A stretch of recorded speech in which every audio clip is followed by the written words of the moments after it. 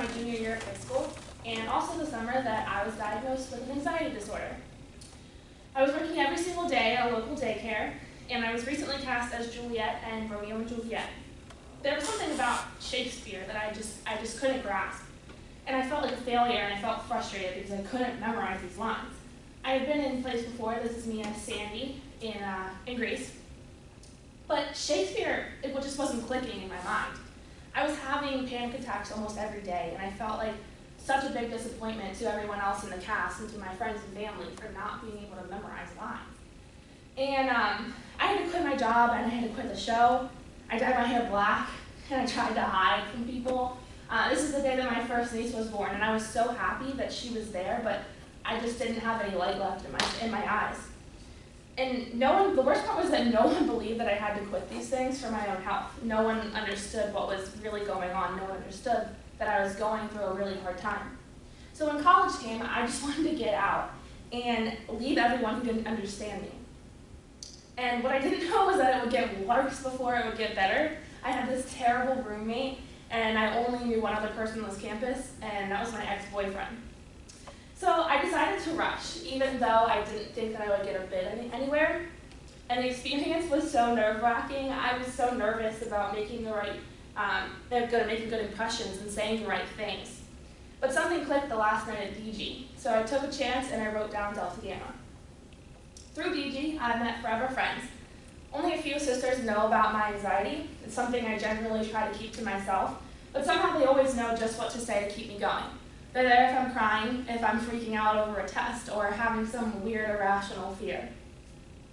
I felt the happiest that I had felt in years. I dyed my hair back to blonde, I started actually smiling, and I got the light back in my eyes. But there was still something missing. I saw a sign one day for an intercession trip to Nicaragua, and I could not stop thinking about it. But I just had this one small problem. I was afraid to get on that plane. And it didn't really make any sense because my dad is a naval aviator, so he talked some sense into me, and the day of the flight, he gave me some drowsy motion sickness medicine, stuck my butt on that plane, and I woke up in a third world country.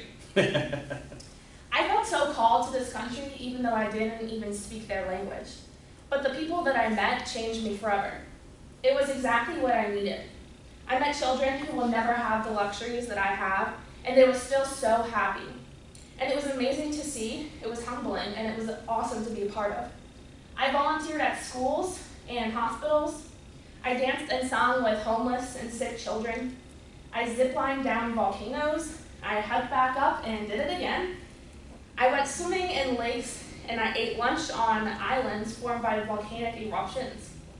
I went to markets, and I cooked authentic Nicaraguan foods. And I wanted to adopt every single stray animal that I found roaming those streets. And everyone that we met was so passionate and was filled with so much love. Every single person had a story to tell. And each of their stories taught me a valuable lesson that I definitely could not have learned here in Washington, Pennsylvania. My time in Nicaragua taught me that my problems are completely minuscule to others. And I left that country a better person, and I also left with a travel bug. So when I came back from Nicaragua, I had this completely new attitude about life. I wanted to try everything. I wanted to go everywhere and do everything. And so my roommate Clara tried to convince me to join the lacrosse team. So I figured, why not? I mean, I had played sports before, I just never played lacrosse. I didn't even know how the game worked.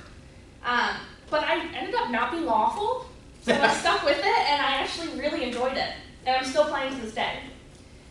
The team was willing to work with me and teach me the game, and I even ended up scoring a goal in the very last game of the season, so that was really rewarding. So in the fall of 2014, I spent the summer close to home in Washington, D.C. I was craving another adventure. I was so nervous about living in the city and figuring out public transportation and finding a good internship. One of my first nights there, I got caught in a protest, and I was ready to go back to my apartment, pack my bags, and get out of there and never come back. But instead, I stayed, and I met people from all over the world. Germany, France, Syria, Norway, Korea, Japan, Mexico, Switzerland, everywhere. And I even brought a group of them home for an American Thanksgiving dinner, which is seen here. I fell in love with DC, and I fell in love with hearing stories from other cultures all around the world. I was so intrigued by these people, and I was so humbled by them. And after a few weeks, I felt at home in DC.